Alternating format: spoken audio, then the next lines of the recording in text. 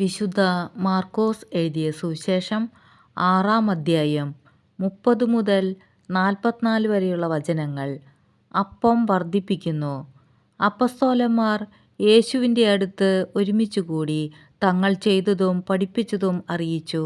അനേകം ആളുകൾ അവിടെ വരികയും പോകുകയും ചെയ്തിരുന്നു. ഭക്ഷണം കഴിക്കാൻ പോലും അവർക്ക് ഒഴിവ് കിട്ടിയിരുന്നില്ല. അതിനാൽ അവൻ പറഞ്ഞു, നിങ്ങൾ ഒരു വിജനസ്ഥലത്തേക്ക് വരുവിൻ, അല്പം വിശ്രമിക്കാം. അവർ വഞ്ചിയിൽ കയറി ഒരു വിജനസ്ഥലത്തേക്ക് പോയി. പലരും അവരെ കാണുകയും തിരിച്ചറിയുകയും ചെയ്തു. എല്ലാ പട്ടണങ്ങളിലും നിന്ന് ജനങ്ങൾ കരവഴി ഓടി അവർക്ക് മുമ്പേ അവിടെ എത്തി. അവൻ കരയ്ക്കിറങ്ങിയപ്പോൾ വലിയൊരു ജനക്കൂട്ടത്തെ കണ്ടു. അവരോട് അവന് അനുകമ്പ തോന്നി. കാരണം അവർ ഇടയനില്ലാത്ത ആട്ടിൻപറ്റം പോലെ ആയിരുന്നു. അവൻ അവരെ പല കാര്യങ്ങളും പഠിപ്പിക്കാൻ തുടങ്ങി.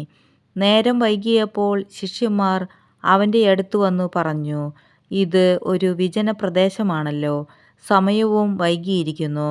ചുറ്റുമുള്ള നാട്ടിൻപുറങ്ങളിലും ഗ്രാമങ്ങളിലും ചെന്ന് എന്തെങ്കിലും വാങ്ങി ഭക്ഷിക്കാൻ അവരെ പറഞ്ഞയക്കുക. അവൻ പ്രതിവചിച്ചു, നിങ്ങൾ തന്നെ അവർക്ക് ഭക്ഷിക്കാൻ കൊടുക്കുവിൻ. അവർ പറഞ്ഞു, ഞങ്ങൾ ചെന്ന് 200 ധനാറയ്ക്ക് അപ്പം വാങ്ങിക്കൊണ്ടുവന്ന് അവർക്ക് ഭക്ഷിക്കാൻ കൊടുക്കട്ടെയോ? അവൻ ചോദിച്ചു, നിങ്ങളുടെ കൈവശം എത്ര അപ്പമുണ്ട്? ചെന്നു നോക്കുവിൻ. അവർ ചെന്ന് നോക്കിയിട്ട് പറഞ്ഞു, 5 അപ്പവും 2 മീനും. പുൽത്തകിടിയിൽ കൂട്ടം കൂട്ടമായിരിക്കാൻ അവൻ ജനങ്ങൾക്ക് നിർദ്ദേശം നൽകി. 100-ഉം 50-ഉം വീതമുള്ള കൂട്ടങ്ങളായി അവർ ഇരുന്നു. അവൻ 5 അപ്പവും 2 മീനും എടുത്ത് സ്വർഗ്ഗത്തിലേക്ക് നോക്കി കൃതജ്ഞതാ സ്തോത്രം ചെയ്ത് അപ്പം മുറിച്ചതിന് ശേഷം ജനങ്ങൾക്ക് വിളമ്പാൻ ശിഷ്യന്മാരെ ഏൽപ്പിച്ചു.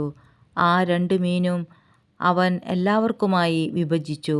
അവരെല്ലാവരും ഭക്ഷിച്ച് തൃപ്തരായി. ബാക്കി വന്ന അപ്പക്കഷണങ്ങളും മീനും 12 കുട്ട നിറയെ അവർ ശേഖരിച്ചു. അപ്പം ഭക്ഷിച്ചവർ 5000 പുരുഷന്മാരായിരുന്നു.